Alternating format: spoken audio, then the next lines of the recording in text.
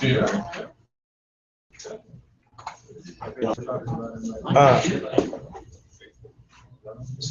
you cross your eyes and see the image? Are you guys ready to start? You have to cross your eyes though. Hold it there for like 10 minutes.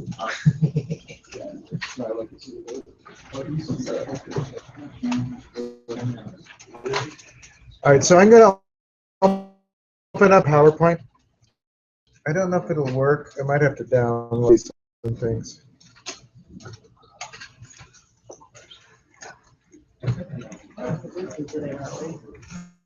What? We're not presenting.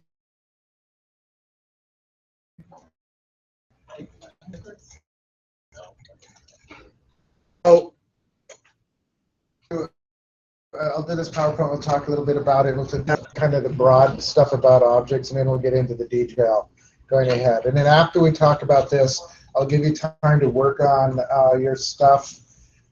I think we'll do the presentations for the activity diagrams on Thursday. Onto the objects, which is more thing, but I want to introduce them today anyway. So, you guys ready? I'm not sure I am. I'm trying to get my energy up. You have lunch? I did. And rushed lunch. I don't know if that makes a difference in tiredness or not. So, do you guys know basically what I mean by autogramming? I see some nods. Anyone totally not? We'll talk about it. So we've talked, I think, a little bit about this. I don't know if it was in this class, but originally the programs went from top to bottom. Anybody do Fortran? Yes. Or GW Basic? So you just started at the first line and you kept coding down until you got done. And there was really not a lot of code reuse. There were things where you could do, this is a horrible thing, but it was the only way to reuse code in the past was a go-to. So you get down here and you say, go back up here and do this, and then you'd have to say, if this is the case, then go down here, and you'd have to, it was just a mess. So, run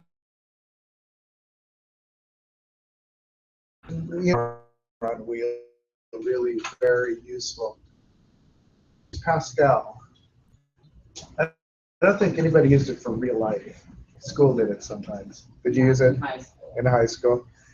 Pascal, and there were a lot of other languages. C to some extent is what developed a new process called structured programming. Basically, that's where you break the program into separate methods. Every method does one thing. Now, that can be a complicated thing. Doesn't mean that every method is one line. But every method should do one thing. But that actually got to be a problem, too, as programs started to have thousands of methods. Hard to track those methods and keep the names unique. And still hard to figure out what was going on. So, although C is still the most common language for operating systems, that's what Linux is written in. The core of Windows is written in. Actually, the core of Windows is Linux, actually, though they don't admit it very often. Or Unix, anyway. There's a Unix kernel at the center of most operating systems. Anyway, so that C and Pascal and several other languages were just methods. Object-oriented programming was an attempt to get some control over these complexities by breaking the methods into groups. And those groups basically reflected the objects that you were working with. Working with a point of sale, you might have a customer object, a product object, possibly even a scanner object, right? And then a sale object. Does that make sense? Where you would, all the methods that dealt with the actual sale would be in the sale object. I mean, you could have a receipt object that actually generates the receipt. Break the method is you still break up things, you still follow the principles of structured programming, but you group them into objects. And ideally, those objects kind of relate to what you're working with, so that it makes it a little bit easier to manage. Object-oriented programming is pretty much world now, not entirely. There are some broader structures that have originated, like service-oriented architecture. Right, so it's still into services and clients, and so it's a big kind of move structures, but they're still maintain the object principles. Does that make sense? Whenever I don't make sense, let me know. So the big object-oriented languages are C++, Java, C#. Actually, these days, almost everything is object-oriented. You can even make JavaScript objects, right? And you can do Python objects, and you can do what? PHP objects, yeah. So everything, pretty much everything is. C++ is backwards compatible with C, not that this matters much. So you can do objects or not do objects in C++. You can just write methods. It always seems weird to me because you can just write a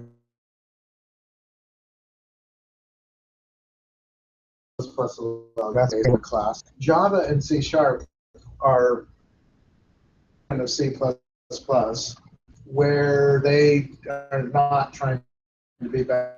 So everything is in an object. There's some other object-oriented C that Apple used in Swift to make iOS or object-oriented. Does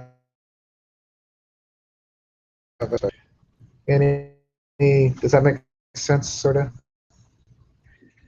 Okay. Do you guys have, that usually is confusing. Not that it's super important that it be crystal clear. Right. So a class is a description of an object, right? And when you use an instance of a class that's being used as an object. Doesn't, and I spelled it right. Makes sense. All right, so one of the things where the diagramming comes in is the class diagram, and there's usually like 3 levels in this. There's the fields of the class and the methods.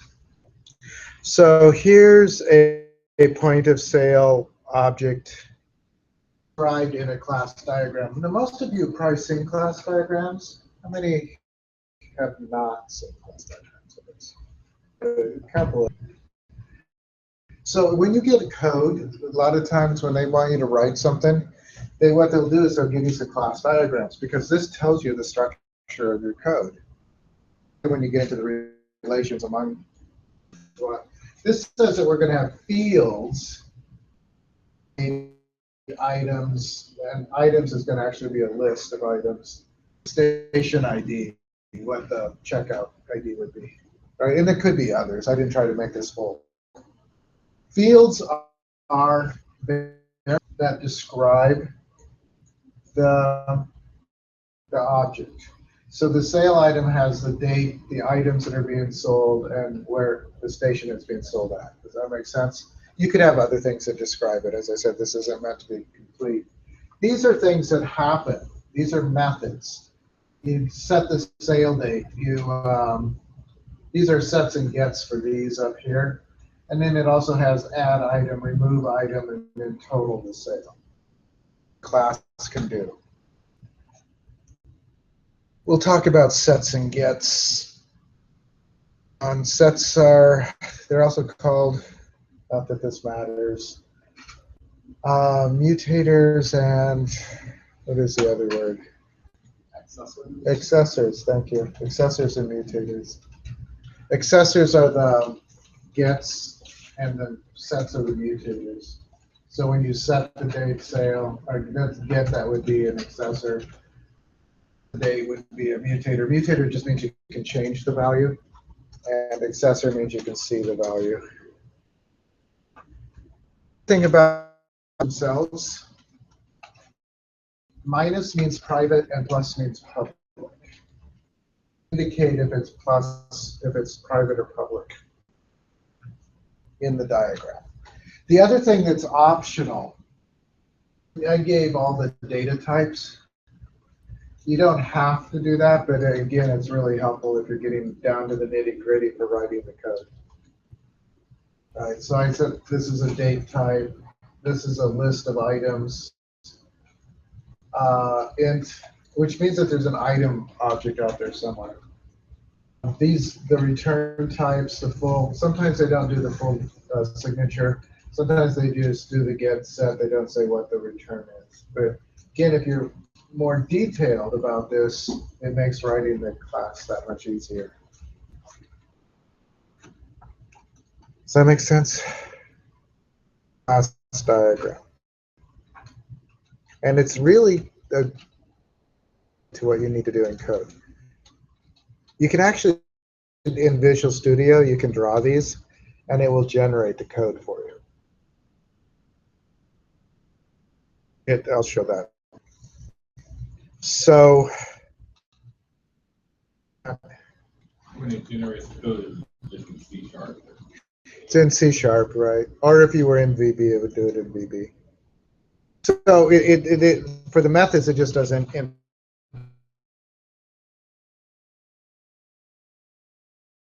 I think I was trying to show you how it does sequence diagrams, and I read that they dropped that. They don't do it anymore, which was a shame because they were really neat diagrams.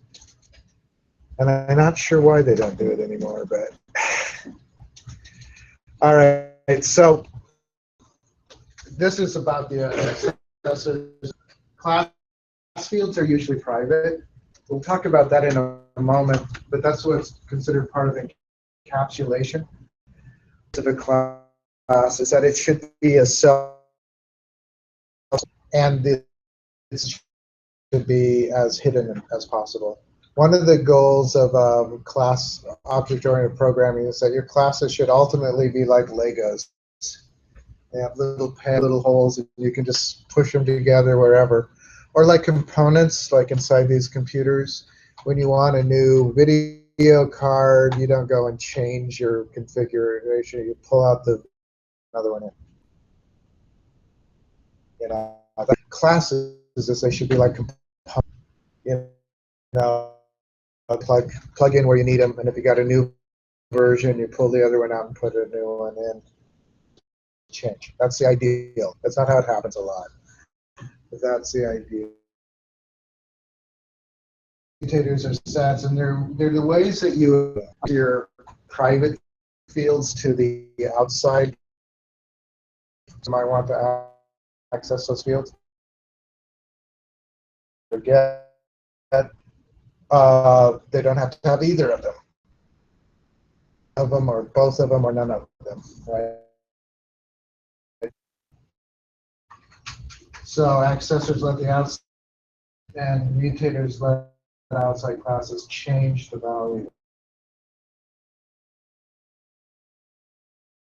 You just assume them. Okay.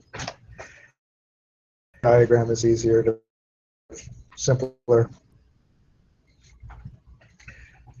So I was going to look and show you. I'll actually stop and we'll write a class. We're not going to do a ton of this, but we will do some writing.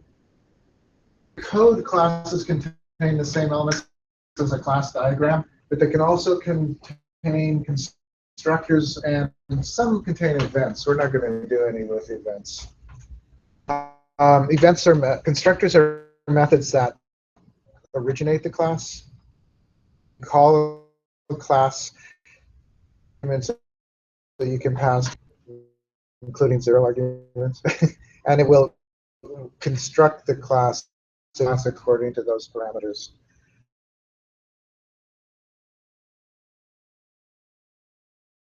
Given time, and we'll talk more about this. Real simple example of a class. If you can see it, it's called deck, and it has a public, and this one is empty, and it just initializes, and it calls the populate deck. Is passed in list.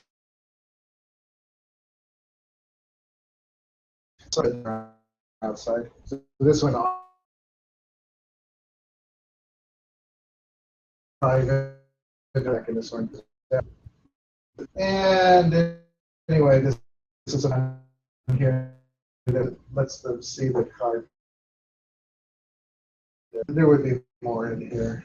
That's actually when I teach exercises that people make a deck and a card and be able to deal out the cards and things like that.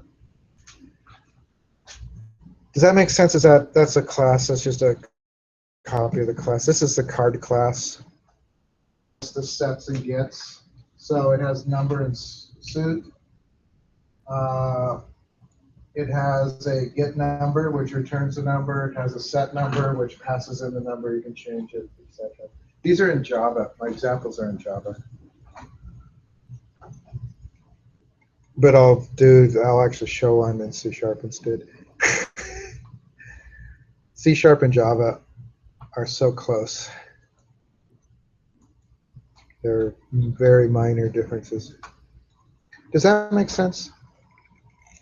So most of this shouldn't be new. We'll get into new stuff for some of you at least on here. I'm going to open Visual Studio and I'll just make a class real quickly. I think I'm just going to, let me zoom.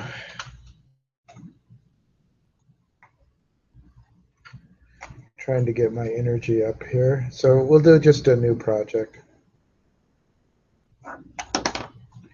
And I don't want a modeling project. That's what I was playing with last, I guess. Modeling projects are basically allow you to do UML, right? A modeling project allows you to create all the diagrams that we're creating in Visio. So I'm just going to do a console application. So much. And class examples, I guess.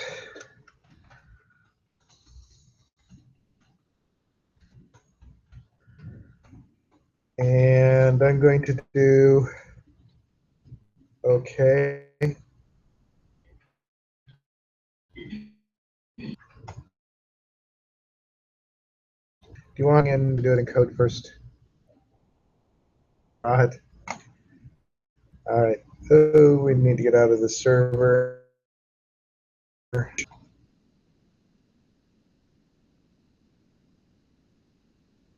So,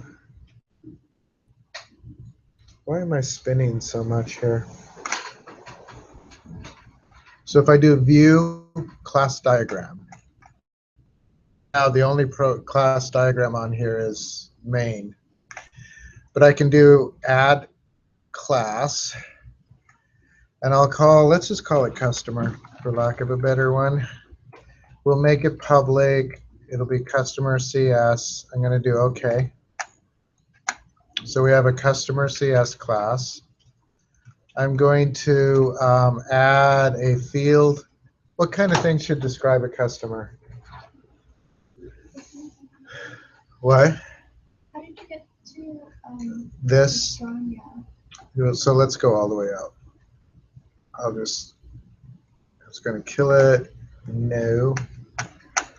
So I did right click, view, class diagram. And then I right clicked and said add class. And I'll call it customer. I'll do OK. And then in the customer, I'll right click and do add field. So let's say name. Now here's the thing too. So I said that was name. Down here, there are these properties.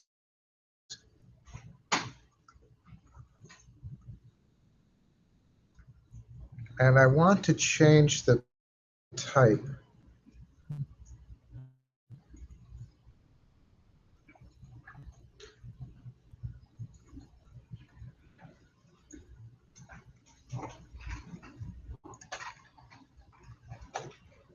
So I don't want to add the property. I want to, oh, there it is. It says integer down here. I want to make it a string. We can change this later too, but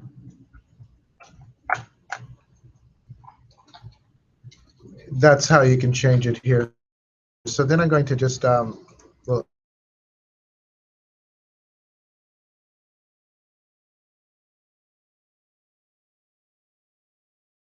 add with the lowercase e. If I want, I could go down to the properties way down at the bottom. Oh, where am I?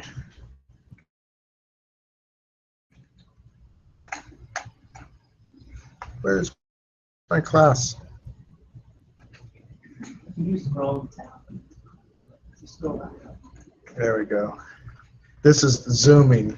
Navigating in Zoom is very difficult. Let's just give them an ID and call it good for fields.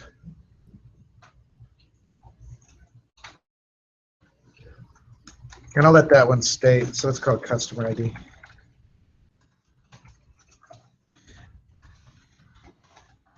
And we'll let it stay in int. If I want, notice it says refractor, and I can encapsulate. Oh, it's not implemented.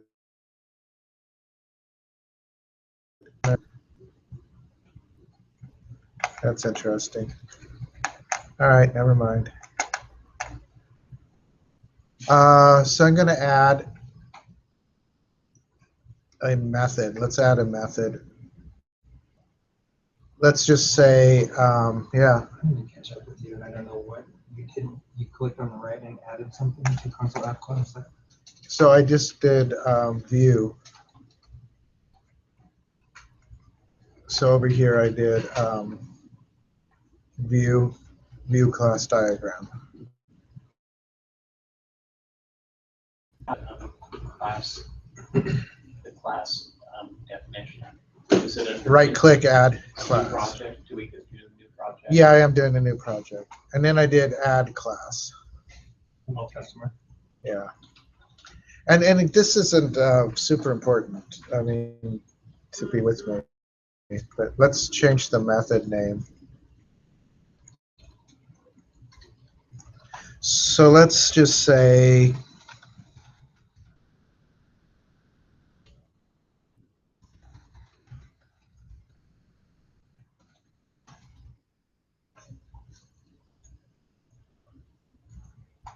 maybe do it. These are like, I'm thinking of methods here. I'm trying to think of things like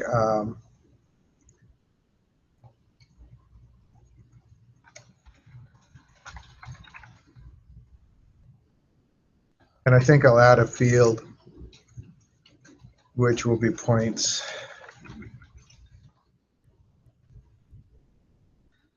I think I would make it in, well, I'll change it when we do the thing. I don't see, this is kind of neat in that if I go to view code, it has created a public class customer. It gave me this private strings. It gave me my two methods, right? And if I wanted to do some properties, I think I could just do, so I should be able to refactor. I can't talk. Oh, I know why. Quick actions, encapsulate field name. And notice it creates a property for name.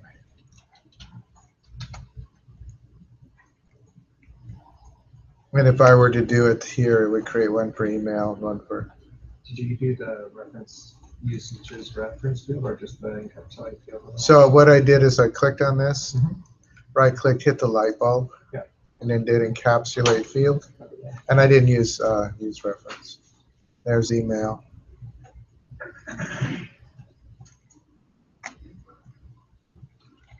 Java will do the same thing, actually. Java will write you the gets and sets.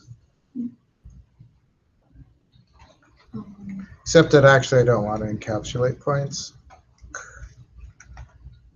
because I'm going to change that. I'm going to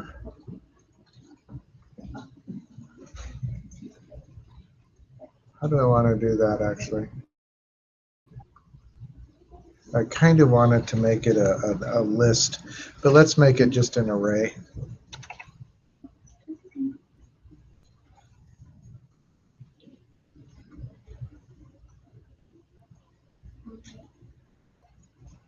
You just didn't even email for the reference, right? Yeah.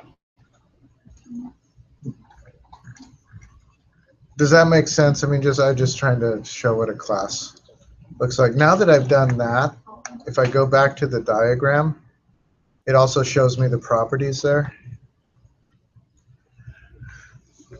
So fields have these like bricks, properties have these wrenches, and methods have these boxes. I don't know what those cubes are.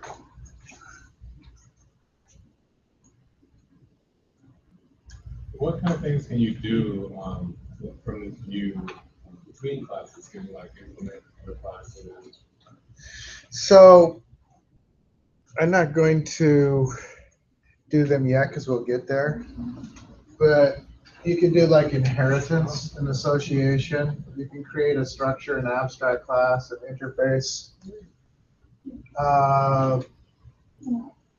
You can create a delegate. A lot of these things, some of these things I do want to cover. I want to talk about interfaces, maybe not today, but we will talk about interfaces. We'll talk about inheritance and we'll talk about association. One of the things that it doesn't have, but we'll also talk about it, is aggregation and composition. Those are other relationships you can have between classes. So you can do a fairly complex. Some of these it will infer if you set up your classes right, because basically an association means that this class is called somewhere else, right? Inheritance means that it inherits from it. Right. So there could be like, again, I wasn't going to go there today necessarily, but you could do a so you've got a customer and then you've got what is a premium customer maybe. And premium customer might have a few more options than just customer. Yeah. Did you encapsulate all of the fields? So I didn't do points. Okay, so points is an array, and you could encapsulate it. Mm-hmm. But I would probably, so I added a method to add points, and then a method to show the total points. Does that make sense? I would rather do I did this as an array. I'd rather do it as a list. But you can make a list with a int. You could try. My point wasn't to make this class functional, by the way. It's just to get an idea. I wonder if I can do this as list. You have to make it a capital int. I think I might here because no.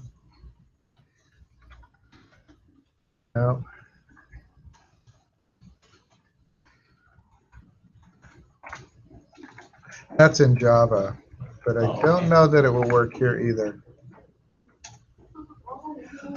One of the problems is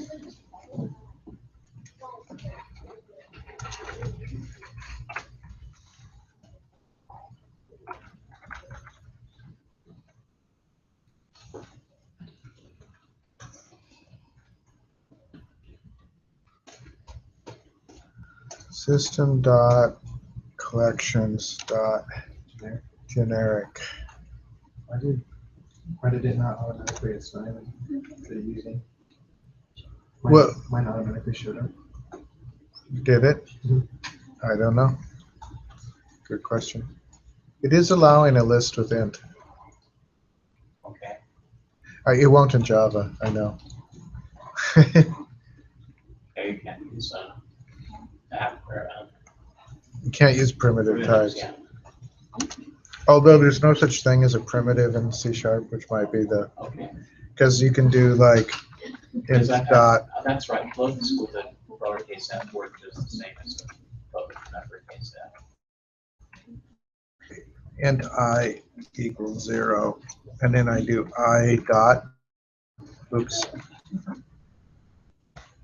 Why won't it let me do that? Okay, let me do it. Oh, probably because I can't do it outside of a method. Down to one of my methods.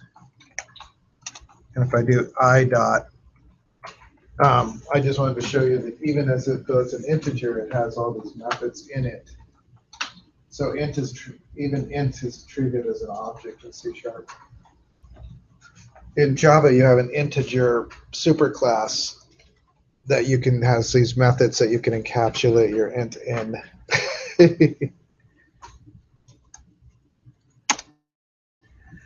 All right, so again, my point, I'll do a constructor. Properties are a C# thing. You guys seen those before? So in most languages, you have a get method and a set method. In C#, they create a property that contains both the set and the get. You don't have to use them. You could write your own sets and gets if you want. But it does have a property that does that. The other thing, so we have our fields, which are private. We have our public gets and sets. We have a couple of methods, which is where I would add the points. So if we're going to add a point, probably I would also do something like int point. So you would want to pass in your points. Actually, points won't work. Let's do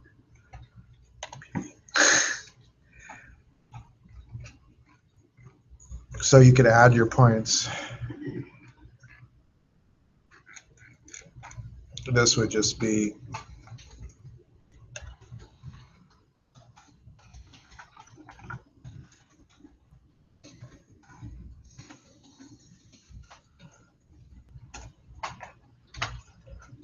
this would just be, this one actually shouldn't be void, it should be int.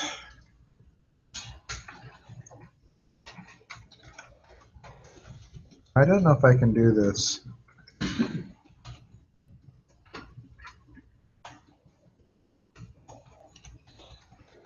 I get to the total.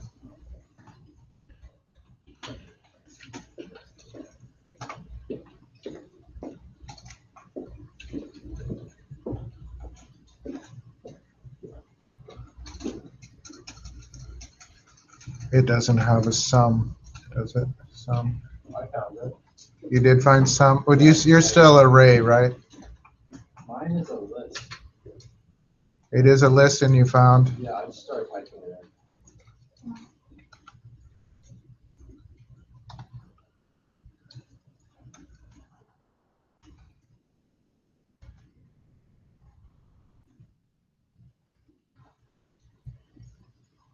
Where did you find some? Mine tells them gave it to me. I don't know. You actually just had some? Yeah. Like this? Yeah. It'll do that. So you have a list, you don't have square brackets up here? Huh. Because I know arrays have sums. Let me see what you got. Not that it matters. Again, the point of this isn't making the class function.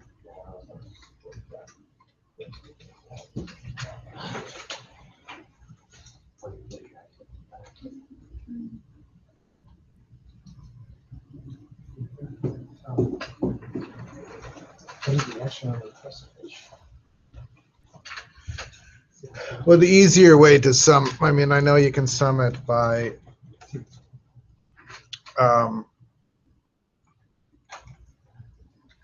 sum. Let's just do int sum equals 0 for each int I in points.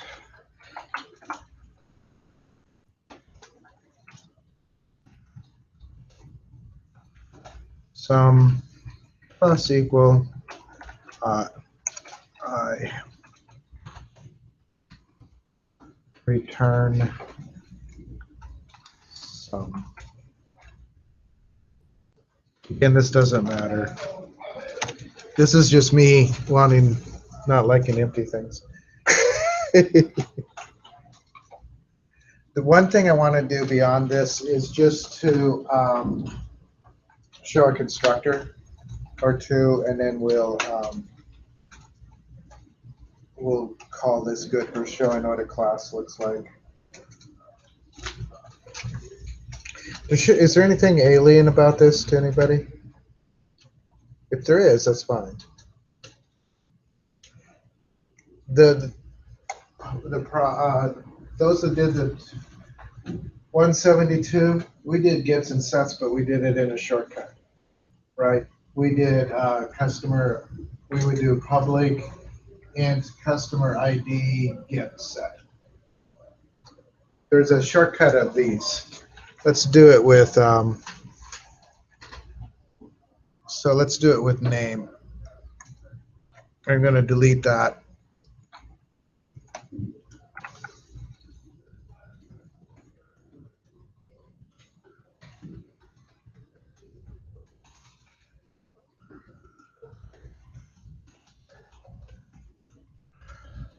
We would make it a public.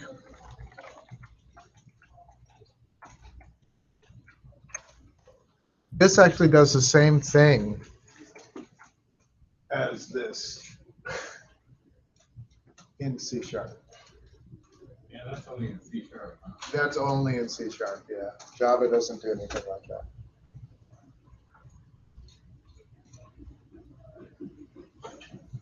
So in C#, this is exactly the same as something like this. A lot less typing. And I think it will still, if I go back to the diagram, it'll still look like name. It also shows my I because I declared it at the top. And it still has the lowercase n, even though I'm doing, and then it has the property name. It actually generates underneath a lowercase private variable, even though you don't see it when you do this. So let's go back to here.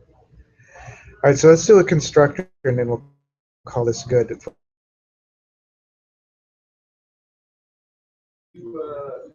When you put the set and get extra name, you delete the one that. Yeah, you can't have both. Yeah. As I said, they do the same thing, so it would complain. Yeah.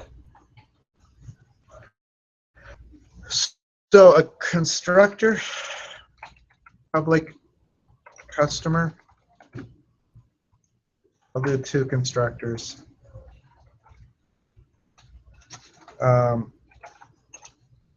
This one I'm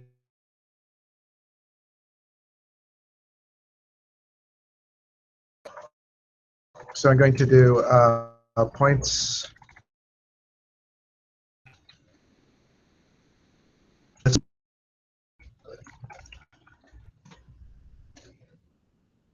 So that's an empty constructor, but it initializes the points.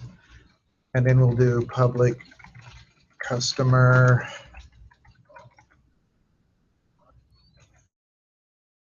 The point, we'll take in a int.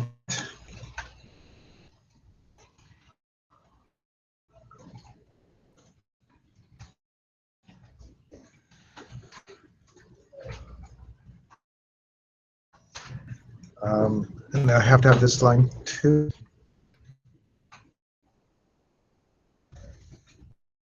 And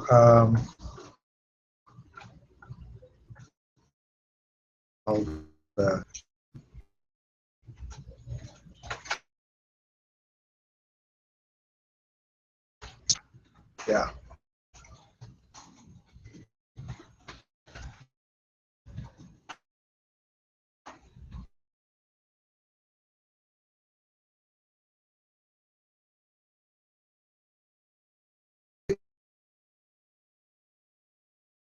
And mostly I just want to get the context across.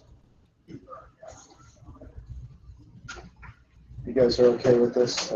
I'm probably just boring you on a nice sunny day. You'd rather be outside. The thing about others, they don't have, right? And you can only use one at a time. It's either the input.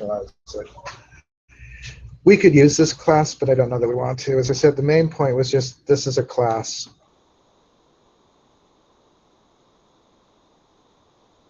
It has properties. Now, in the normal class diagram, there's no distinction between properties and methods, right?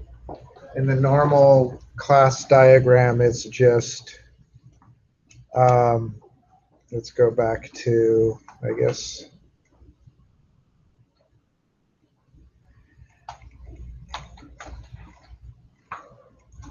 it's just the name, the fields, and then the methods. And so you don't distinguish between properties. That's the usual class diagram. So I said properties are C# only. So, okay. I think we're done with that. I just wanted to do the basic idea of objects there. The next one I want to do is real quickly, and then we'll call it good for me talking today. This one's a little remind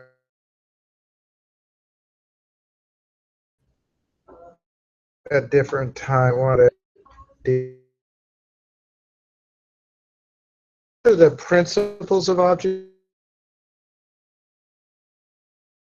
Subtitle of a little theology, because this is talk about the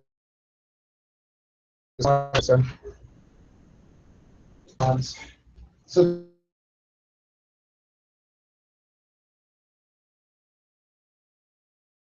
but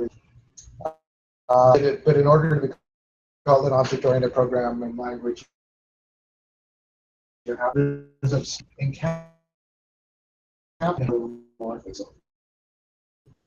words before. One or two of them. The first two I have not heard. Okay. Abstraction and encapsulation.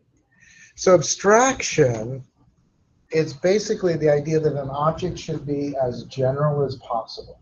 Remember I said that the idea is that you should be able to plug it in anywhere. In order for that to happen, it has to be as general as possible, not specific to a particular need. So abstraction is partially about that, to be as general as possible.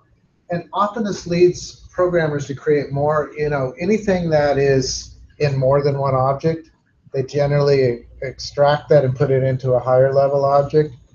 And so you create these hierarchies of inheritance where you get more and more abstract. So that you might have, at the very top of, say, a drawing hierarchy, you might have something like shape. And what does a shape have? It has points. Points of reference, and it might have lines, but probably points. It might be just that abstract. And then as you go down, you keep adding things as you need them for different kinds of shapes. It's general. There's a general. This sentence isn't complete, I noticed. That it's best to program against interfaces and abstract classes. It's better to call, and that we could go on for hours on that. Maybe later we'll talk about it a little bit. But it's better to program against abstract classes and interfaces rather than concrete classes. That's a general rule. It's a bit abstract, hard to describe, but it's a part of what abstraction is about. Being stable. So it's kind of like, say that you have people. You have a people class, and then it inherits from it. You get employees and customers, and I don't know who else. What other kind of people you want? But you get some specific, and you might get a couple of different kinds of employees down from employee. You might get salaried and hourly employees. So you might have a hierarchy: people, employee, hourly, salary. You might even have some sub things there. You might have different kinds of customers. So they all descend from people. When you're passing a value to the class, it's better to pass person, the abstract class at the top, or people, salaried employee or something, because it's more flexible, right? A parent can always substitute for the child if you're doing your inheritance right. Even though you pass person or whatever you call this, you can actually just do a quick cast and make it employee, and it will have all the employee fields. Does that make sense? It allows for a great deal of flexibility, and it allows that if you add more subclasses, you don't have to change, the other class, because you're getting the parent of all those subclasses there. So that parent will be inclusive of everything that will descend from it, no matter how far down the generations go. Does that make sense? I mean, that's why, but it's a bit complicated. Encapsulation is kind of related to this, but it's basically two ideas. The class's internal structure should be private to itself. I mean, it should be, again, I left out a word here. It should be complete in itself and as private to itself as possible. This is the idea of the component or the Lego thing. These classes should be, as much as possible, they should be just components you can plug in and out without making any changes to them, right? Ideally, you shouldn't have to change any of their internal structure. Black box. A black box. That's what you really want them to be.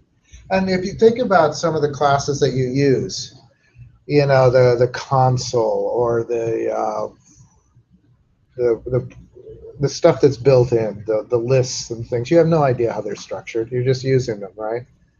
They are black boxes in terms of their basic internal structure. You just know how to, they're there for your use. And that's what you want your classes to be ultimately. And they should be as self-sufficient as possible. They should have the fewest dependencies as possible. Does that make sense? Again, it's that black box component thing. You don't want to have to, well, if I plug this one, I also have to plug this one, and I also have to plug this one. You want that to be minimized as much as possible. So it should be as independent and as complete as possible. It doesn't mean it has to contain everything, but what it does in and of itself should be. Does that make sense? Inheritance kind of violates encapsulation. Inheritance is about code reuse and flexibility. And again, when I talked about abstraction, you can have a class at the top like person, and you can descend from it. And each level down, you inherit all the public fields and methods from above it. So that means you don't have to rewrite those methods, right? You get them for free. All you have to do in the new class when you inherit is add the new, unique stuff for that thing. And inheritance always moves from the most abstract and most general to the more specific. As you go further down the inheritance tree, you get more and more specific in your objects. Does that make sense? The very top is usually very general. In .NET and in Java, the very topmost object is called object, right? So everything in Java and everything in .NET descends from an object called object. The advantage of that is that if you don't know what kind of object you're going to have, you can just say object, and then you can substitute later, you can pass in a sale. You know, you have a, say you have a list. They don't do this actually with generics, but let's say we did. That means you can put any C# object there, no matter what it is, right? This will accept anything. This is what they did before, actually before they did generics. When you do a session variable in C#, it is a type object, which means that to use it, you have to cast it to an int, or you have to cast it to a string. You have to cast it to what kind of object it is. But you can literally put anything in there, because everything is a child of object. Does that make sense? That's the most abstract. So inheritance is powerful because you can reuse all this code without having to write it, but it does create some dependencies. You have parents, you know, which can be an issue, and it's probably overused. So yeah, I just want to mention, but it is a major component of, you know, of .NET. Not only .NET, all object-oriented programming. Questions on that? We'll do some of this. So this is, I'm just going to go over the terms and then we'll do them. Polymorphism, you said you'd heard that one? It's Greek, it just means many shapes or many forms. And basically this is again part of the whole package of things, in that if you have a class, if it's, you should be able to use it in a variety of ways that are relevant to, you know. There are two basic ways of doing this. Method overloading, which means that you have multiple methods with the same name, but they take different arguments, right? So that allows you to have the same name, the same method that will behave differently for different contexts. Or method overriding, which is where a child, when you inherit your public methods from your parent, the child can rewrite the method so that it behaves differently than the parent method. One of the examples of this is toString, comes from object. By default, what it says is, like if for object, it says object. If I were to do the toString in the customer class there, it would say customer. It just gives you the name of it, but you can overwrite that so that it would return more useful information about your object. So you can overwrite, and so it would have the same method. You could say that every object has a toString method, but they don't behave the same necessarily, right? When you go into a different, when you do int toString, it turns the number into a string. It converts it, right? So it's behaving differently than the parent object, which just says the name of the object. So you can always rewrite, not always, but you can set these methods up to be overwritten, and so that they behave differently. That's part of polymorphism. So method overloading, I just explained, method overriding, and I think that's it for the terms. I think that's enough PowerPoint for one day. And I think what we'll do is we'll do some concrete examples, and we'll also talk about, I don't know if I have this in there.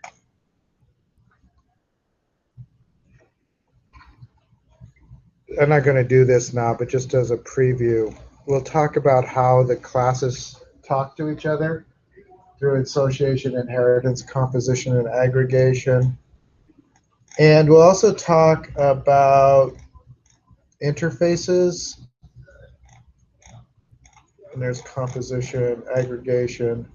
And I might talk about enumerations and some of the other parts of this.